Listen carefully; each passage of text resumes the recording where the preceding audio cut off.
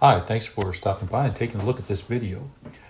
So I picked up this 2008 Ranger with the 3.0 V6 automatic two-wheel drive super cab at an auction for a company who decided they didn't want the vehicle. It has 100,000 miles. After it arrived, I started going through it to see if it started, check the fluids, and so on. Tip. There was no coolant and no motor oil, so I assumed that the motor must be shot.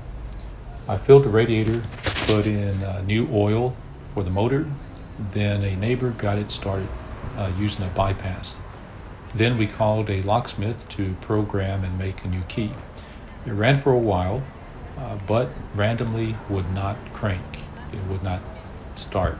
The digital odometer was all dashes. So I searched forums and YouTube video tips, thought it was a ground issue, thought it was the ECU, and then finally, here's what I found.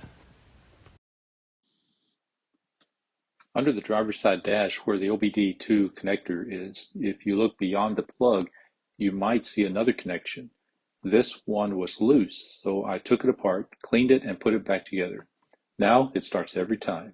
Turns out this truck was a county fleet vehicle up in Arkansas, and it turned out to be a good find. I'm driving it daily now, and man, this little truck is perfect for what I do.